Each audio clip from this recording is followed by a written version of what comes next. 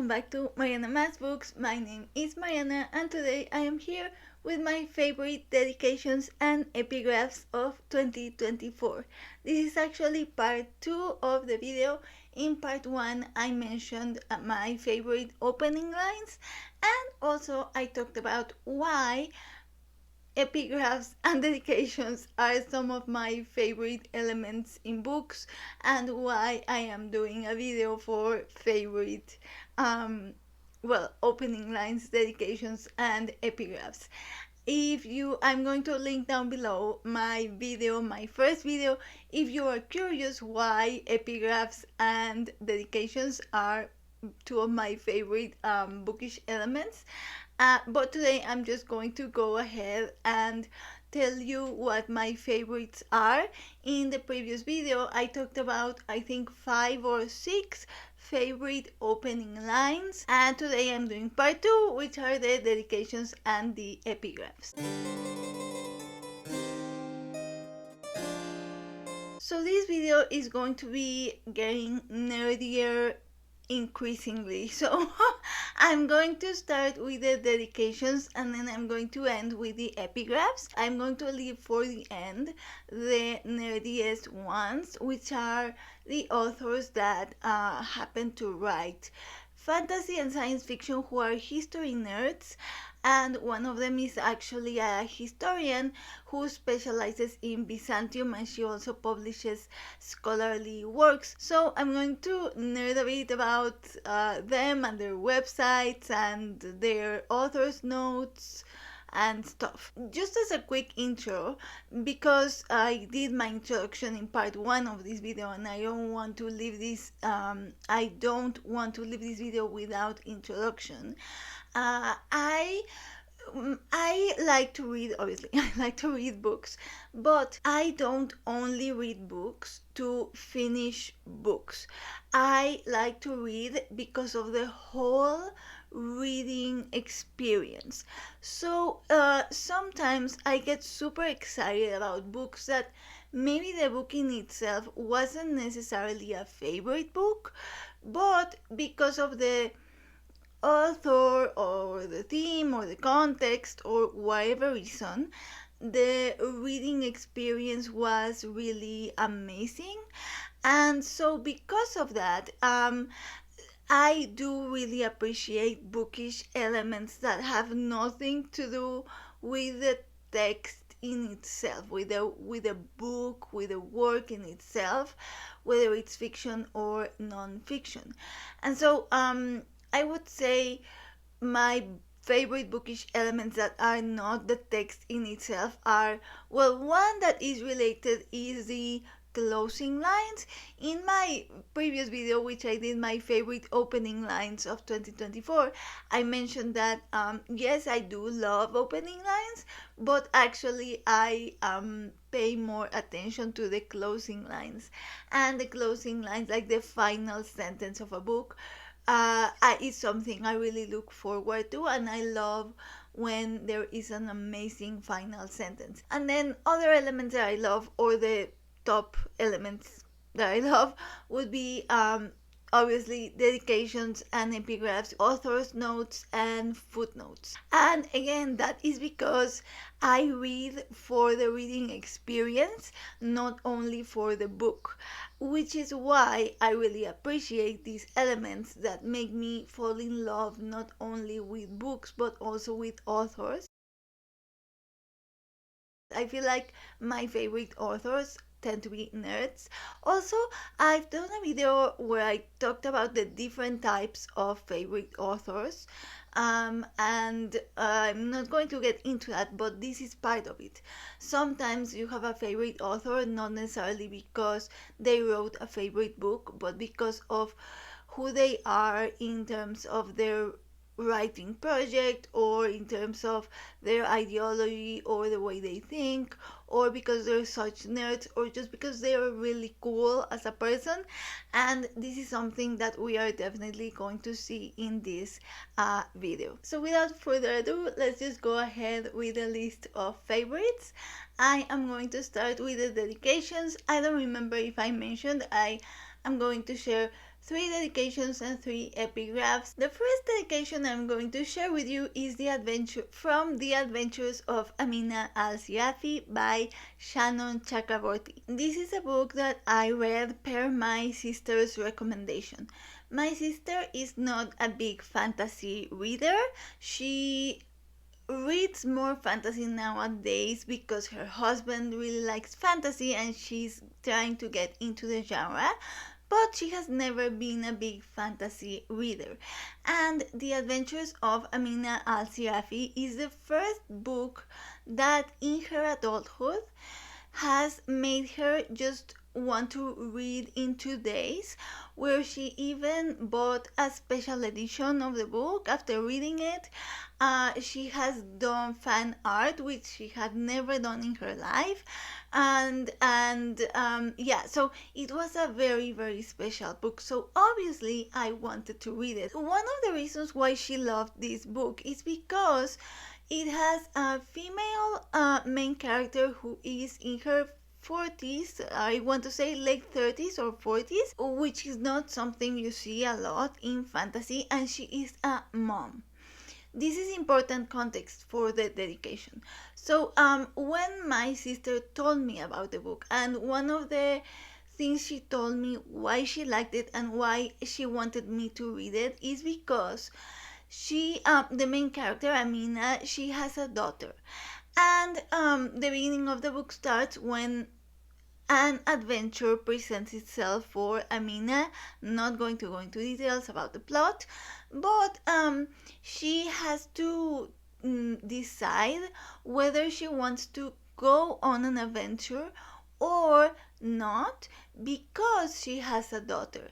So she is presented with this choice that a lot of women in real life face between duty, between work, and between things they want to do, dreams they want to pursue, and taking care of their children.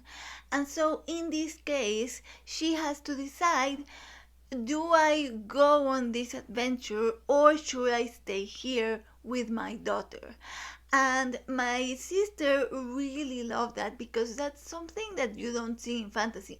Because usually the protagonists are young men, they don't have to face such choices. So I picked up the book, and this is the dedication. For all those parenting in hardship, during pandemics, through climate crisis and under occupation, for those struggling to keep food on the table and juggle multiple jobs and impossible childcare, for everyone who set aside their own dreams, briefly or forever, to live those of the next generation. Not only is that just a super beautiful dedication, it's also very unique for parents who are parenting in hardship. I don't think I had ever seen that acknowledged in fiction, in fantasy.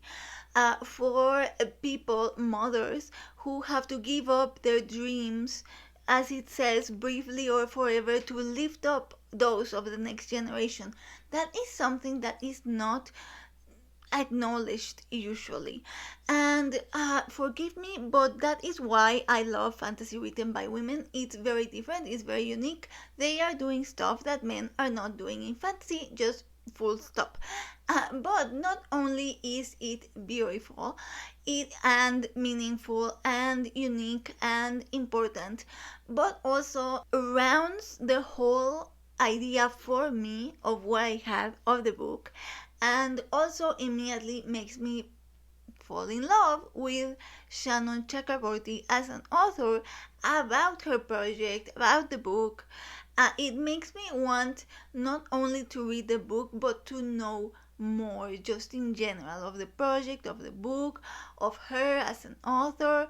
It's just a very exciting thing to me. Also, I think it's very genuine, the dedication, because sometimes when you get those types of dedications that speak of certain current issues, sometimes they can be more either scripted or performative, where this one feels super genuine and super congruent with the book and the story and everything told in it. The next dedication I'm going to share is probably definitely my favorite dedication of 2024.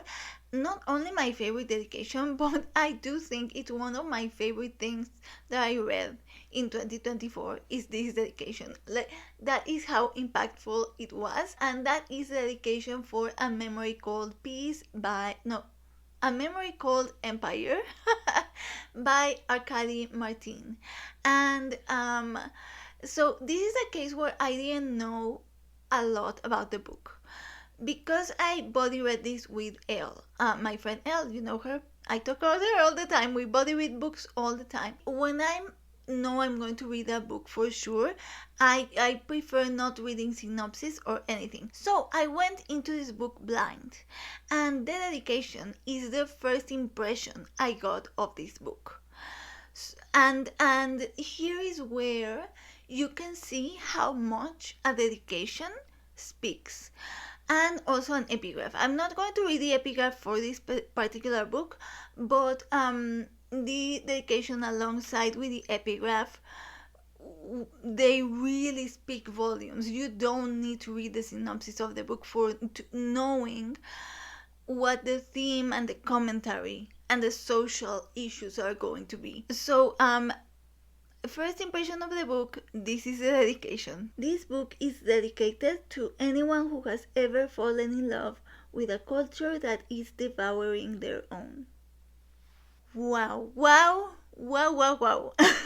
Oh, I should mention that it has two parts, the dedication. So that's the first part, and then the next part is dedicated to a person. I'm not reading that part because this is the part that impacted me. And to continue, wow, wow, wow, wow, wow.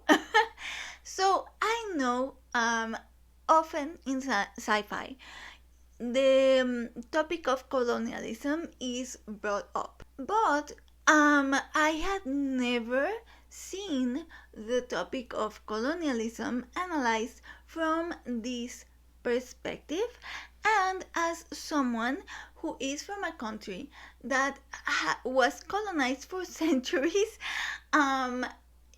this quote just spoke to me on another level. So the thing about being colonialized is that your culture merges with the culture that is colonializing you. I'm not sure if I'm using that verb correctly. Colonializing, is that a verb? I'm not sure, but you know what I mean. So I'm from Mexico, and our independence was in 1820. It was signed in 1827. So it's not like I had direct contact, with the colonization period. But it's crazy, all of the phenomena that happens, social phenomena. Am I saying it correctly? Social, cultural stuff that happens. In the end, Spanish culture does permeate as superior because that's the discourse, because that's what you are or the country has lived through for centuries. Because of what happens when another culture comes and, as this quote says, devours your own, is that you are very much in contact with this new culture.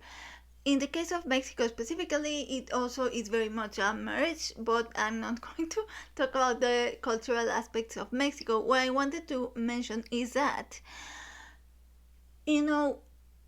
often people who are from a colonized country who do like the culture of the other country, who are interested in that culture, who are interested in learning about it, who, I don't know, like the music, like the movies, like the art, whatever it is, they are often made to seem as bad people. Like, even in history, like the indigenous intellectuals who start learning Latin and going to university so they can write histories of their people, but they are not as revered as the indigenous people who never wanted to adopt the culture, and I don't understand why. So the whole point being that when I read this quote, it really hit me because it's something very true that I had never literally, and I mean literally, never seen anyone mention in fiction or non-fiction when it comes to criticizing colonialism, because this is very critical of colonialism, which is something that I loved about this series, even though it wasn't my favorite as a story. Thematically, it is one of my favorites. But colonization, that's not a topic that is talked about. So I really appreciated that in the dedication. And also, as someone who in this case, I feel like because of social media, because of internet, because of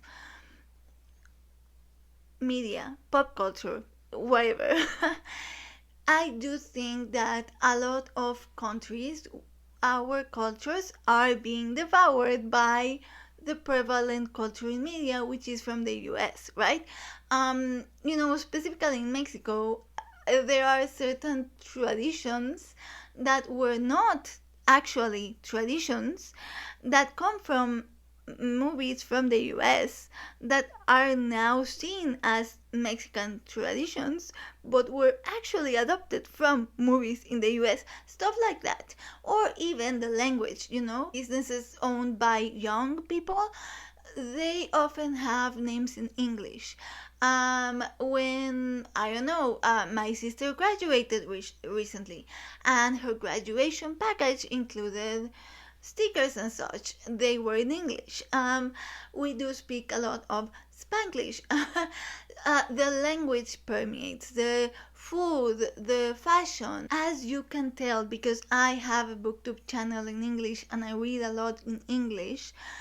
I am someone who consumes a lot of English books, movies, social media, blogs, just in general. And I have mentioned often in my channel that I don't read a lot of Mexican literature, that I am now changing. Last year I started getting more interested, which is crazy, in my 30s.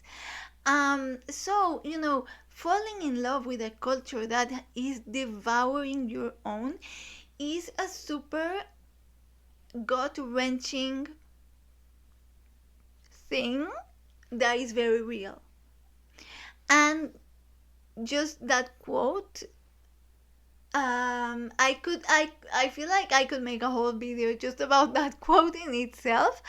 But that quote alone, that dedication alone, made me fall in love with Arkady Martine. And like whatever came with the book, I knew thematically it was going to be amazing, which it of course was. Even if I didn't love the story, which is a funny thing. But moving on to the final dedication, so I can move on to the epigraphs. And luckily, this final dedication is just a fun one. I had two serious ones and one funny, campy one. So I won't take a lot of time. If you saw my opening lines video, you know that I talked, yes, about fantasy, yes, about a classic Latin American literary fiction, and historical fiction from a very erudite author, and I included a cheesy romance novel to give variety. And so here in this video I'm also going to include a cheesy romance novel in the dedications, but it's a dedication that I genuinely love, that it genuinely made me laugh. And the reason why is because, as with the quote that I shared in my opening lines video, where I said, this is very much geared towards people who are readers of the genre, and if you're a reader of the genre, then the author knows their craft and it's directly geared to you. This is the case with this dedication. If you read this genre, which is specifically paranormal romance, and even more specifically, wolf shifter romance, which is one of my favorite subgenres of romance. If you read that, then it's very funny, and it's the dedication makes very clear that it is specially for you, the book, and that it's very much like a wink. We understand each other in our weird tastes, kind of a thing. So the dedication goes like this: to my oldest friend, who at the time of publication of this book most likely still hasn't finished it because of the weird Wolfy shit. I love you, asshole. You don't know what you're missing. It's the fake mate by Lana Ferguson. I think I forgot to mention. Yeah, just really funny. Really loved it. But one thing I really love is that it also feels genuine, because I feel like romance authors have this thing nowadays where they are trying to be super witty and clever, and they are trying so hard that instead of being funny, or instead of being witty, or instead of being clever, it ends up being cringe because they're trying so hard. And this one feels genuine. It really does feel like the thing with a friend not reading the book because of the weird wolfy shit. It does sound like something her friend actually says, and with reason, because yeah, shifter romances do have some weird wolfy shit. It's one of those books where when I read it, I'm like, oh yeah, yeah, the tropes that I love, but at the same time, I think I wish I don't have to explain this book to anyone because it's so weird. It would sound so weird. So this just made me laugh, and it felt genuine, and I appreciate it because I'm very much into the weird wolfy shit thing in romance. So it was like wink wink, and this is for us, the weird wolfy shit lovers, kind of a thing. And moving on to the epigraphs, so we can move this video along. I'm going to go with epigraph number 1, which is also short and also don't have to talk a lot about it. And that is from Between Two Kingdoms by Suleika Jaouad.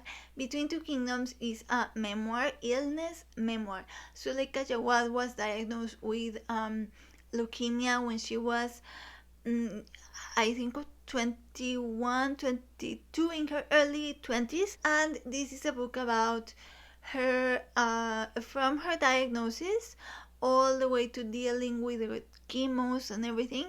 And then the second part of the book is a trip that she took with a project that she did interviewing other people that have leukemia. It's a really great book. It was one of my favorites of the year. I talked about it in my favorite books of the year video. That context is important because since this is an illness memoir and a cancer memoir, there are people who die in this book, obviously. Real people from Suleika's life. And there is a lot of talk about, making the most of your life when you have this diagnosis and you're going to die. Making the most of experiences before that happens. And I'm telling you that before I read you the quote, because this is a case where it clearly illustrates that even though I love the quote, it was just a quote in itself, I really loved it, and it spoke to me on a personal level because I also live with a disease similar in nature, so it spoke to me without needing that context. But I'm giving you the context because that is to show how epigraphs really converse with a book. And that's really interesting because you can read this quote. If you read this quote in an Instagram post, maybe you think, oh yeah, it's a cool quote. But in conversation with a book, it just gives so much meaning. The book gives meaning to the epigraph, and the epigraph gives meaning to the book. It's a conversation. So the epigraph is Until Death It Is All Life by Miguel de Cervantes. So the next two epigraphs are the super nerdy ones. I'm going to see if I have time, and if not, I'll have to film those at a later time. First, a memory. No, I read you the dedication for a memory called Empire, which is book 1 in the duology by Arkady Martine. The epigraphs come from book 2, which is a Desolation Called Peace. The reason why I love the first epigraph is because it confirmed a theory that I had. Since the book 1, I had the suspicion that there were some things in the book inspired by the conquest of the Americas.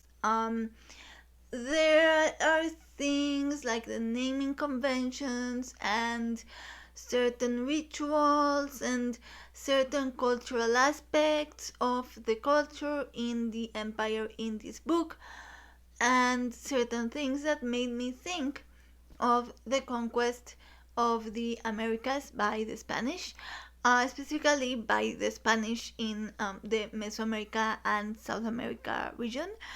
And so that was like a theory that I had. I didn't know for sure, but then the epigraph, the first epigraph it has two of this book, is a quote from a book about the conquest of the Inca. I'm not saying that like the whole story was based on the conquest, but I'm saying that this is an author who clearly reads history. She's actually a historian, which I didn't know, but I'll talk about that later. So she clearly knows history, reads history, and takes inspiration from history. I'm actually not going to read the full quote because it's super long. I'm just going to read the first sentence and then I'll write it in the description if anyone is curious. Yeah, I'm going to do that. So the beginning is: first, reality was suspended. All breaches to Inca protocols occurred at once. The rules governing personal contact, visual, oral, and corporal, drinking and eating were broken. And then it ends with a quote about Atahualpa.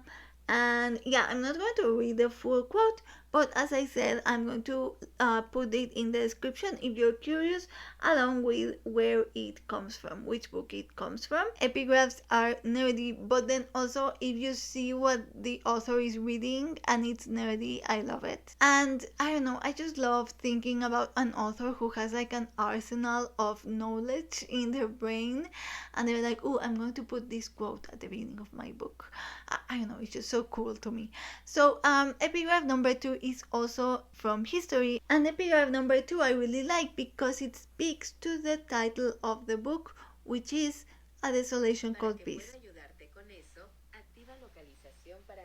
I don't know what I did, and Siri started talking to me. I never have used Siri in my life, which is appropriate for a sci-fi book. Anyway, so the quote is: to ravage, to slaughter, to usurp under false titles. This they name empire, and where they make a desert, they call it peace. Tacitus quoting Calgasius, Agricola 30. So this speaks about the name of the book, and that's why I really like it. And later I found out that Arkady Martine is a pen name for the fiction works, sci-fi works, but in the website of the author, it mentions that they also write under Dr. Anna Linden Weller. So in the bio it says, she is also Dr. Anna Linden Weller, who is a Byzantinist, a climate and energy policy analyst, and a city planner. And if you go to the section of Dr. Anna Linden Weller, which of course I did, it says, As Dr. Anna Lindenweller, I write about border politics, narrative theory, and the Byzantine-Armenian relations in the 9th to 11th centuries. I'm immediately in love with her. I'm obsessed with her, to be honest. I really want to read some of her scholarly works, and I really look forward to see if she comes up with another fiction book. As Dr. Anna Lindenweller, I'm going to read you two titles of articles that she has written for scholarly works. So, Ideological Storyboards in Byzantium and Armenia, Historiography and Model Selves in Narratives of Insurrection in Storytelling in Byzantium. I really want to read that one. And then Marrying the Mongol Khans, Byzantine Imperial Women and the Diplomacy of Conversion in the 13th and 14th centuries in the Scandinavian Journal of Byzantine and Modern Greek Studies. I really want to read that one as well. They are both linked in her website. The fact that she's also a historian, yeah, I of course talked through her whole website, read everything she had there, signed up to her newsletter. She is just overall super cool person. I love her so much. I'm obsessed, and I love when that happens. And the whole thing, it just retroactively makes me consider the duology a favorite, even in terms of reading experience, even if it wasn't a favorite in terms of the story. It takes me on rabbit holes, and it's super exciting to me. And people who are doing Historathon, you could check out the scholarly works of Dr. Anna Lindenweller. I'm going to link everything down below, of course. And speaking of Historathon, the final author I'm going to speak about, if anyone is interested in the Islam in the Middle Ages, the next book or author, or what I'm going to read about the author, is for you. This is clearly another day, so of course I didn't have time to finish my filming of the epigraphs. So here I am to share with you the last of my favorite epigraphs of 2024, which will include some author's notes and some bibliography and recommended reading about medieval Islam. I think that this is a case where this is my favorite book in terms of the bookish elements that surround it. The dedication, the epigraph, the author's notes, the bibliography, everything. So I already shared with you the dedication, and now I'm going to share you other elements, and that is The Adventures of Amina Al-Sirafi by Shannon Chakraborty, which, even if it wasn't my favorite book of the year or amongst my favorite books of 2024, I still adore it and recommend it a lot. And every time someone talks about it, I cannot help but talk about how genius it is. And every time I see someone criticize it, I get defensive, even if it wasn't a favorite. And that is because it's one of those cases where the book as a whole package, as the author and the elements other than the book, make it amazing. When you read a fantasy book that has an author's note at the beginning that talks about the time period that it is set in and makes it clear that the author did serious research on the time period.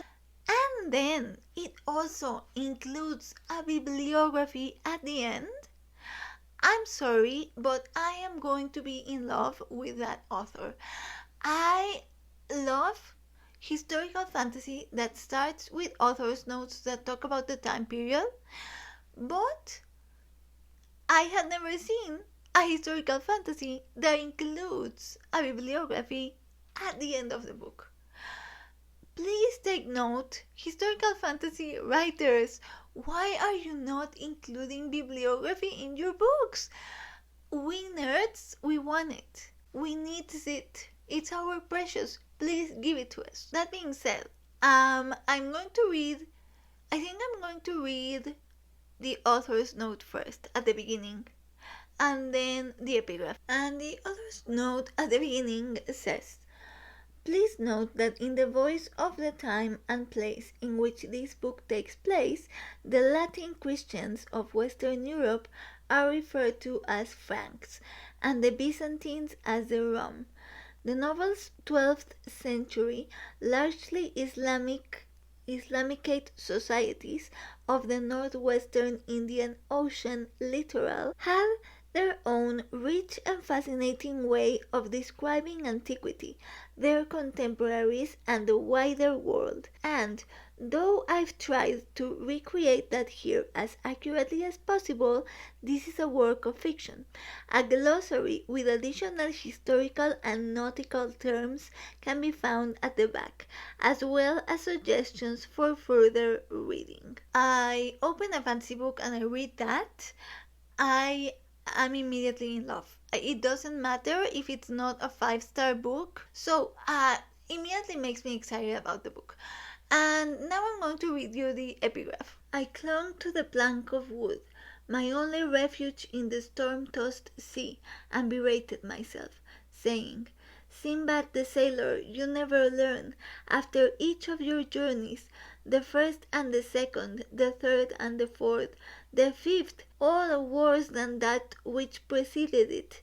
You swear to God to repent and give up these travels, and every time you lie, swayed by greed and adventure, to return to the sea. So take the punishment that is coming. You deserve it. From the sixth voyage of Sinbad the Sailor. I love it because it immediately sets you in the mood for the book, in the world of the book, and if you have read the book and you know the story, and from the brief description of the story that I mentioned during the dedication, you know, this mother who is presented with the opportunity for adventure. Will she take it? Will she not take it?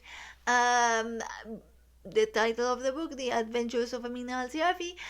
You read this epigraph, and it very much reflects the character of Amina, the story.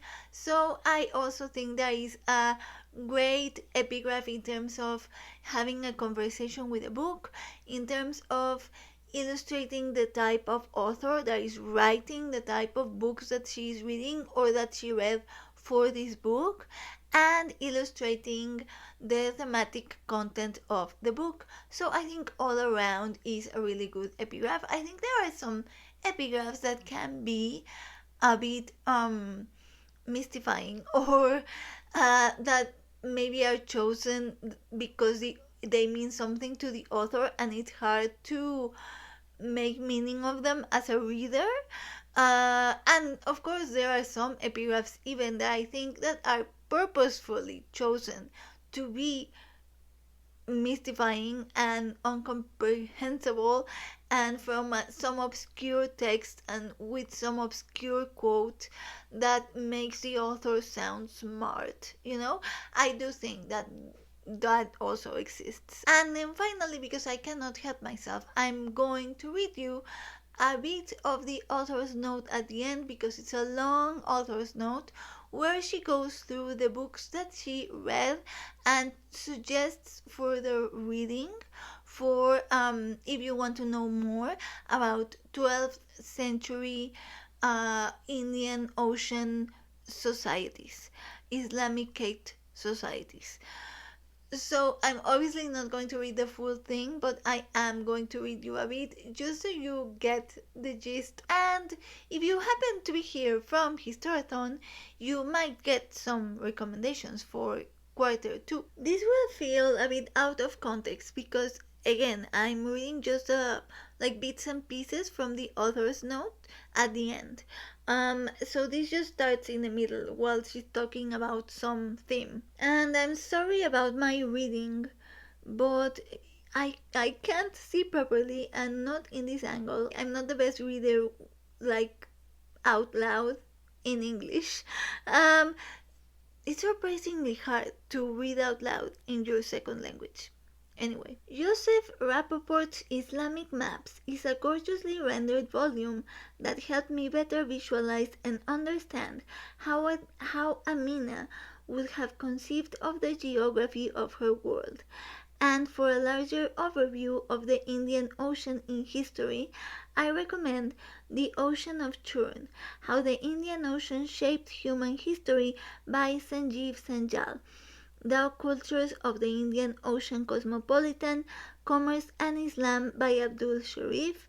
Monsoon Islam, Trade and Faith on the Medieval Malabar Coast by Sebastian Prange, and Oman, A Maritime History by Abdul Al-Salimi and Eric Staples. I'm going to, of course, in the description, put the books that are mentioned in this bibliography in case anyone is interested. And then I need to read this next section because it talks about magic in the Middle Ages, which is a topic that I find fascinating. And it says, it is difficult to overstate how prevalent what we call magic was in the medieval world, and how difficult it is as well to remove our modern biases from understanding that. Astrological predictions were the law of the land, relied upon by scholars and sultans, and folk rituals were part of everyday life, no matter a person's religious background. I won't attempt a comprehensive list, especially with some of the most fascinating scholarship currently being done by young academics, but will share that I found Islam, Arabs, and the Intelligent World of the Jinn by Amir El-Sain, and Legends of the Fire Spirits by Robert Lebling, very helpful. For a different perspective, I recommend Michael Muhammad Knight's Magic in Islam. And so, in her author's notes, she talks about contemporary nonfiction books that she read, that she consulted, but then in the bibliography she mentions primary sources. Books or accounts or chronicles written at the time by adventurers, nauticals, Islam travelers, text written in the time period by the people that would be the inspiration for the characters in this book. So, text written by the Amina Al-Sirafis of real world, and I personally love that. I love reading primary sources. I love reading nonfiction written in different eras and different time periods. I find that fascinating, and so I loved that she provided that for us. I'm going to link the ones that she mentions, not link, mention in the description below. So that would be it. This turned, and I did warn you at the beginning that this was going to increasingly get nerdier, but I really wanted to do it. I just wanted to do a nerd fest. So I hope you enjoyed this video. I'm going to try to keep track of these types of elements in books for this year, so that I can do a video like this for next year. And yeah, thank you so much for watching. I look forward to hearing you, reading you in the comments, and I will see you soon with another bookish video. And in the meantime, I wish you happy reading.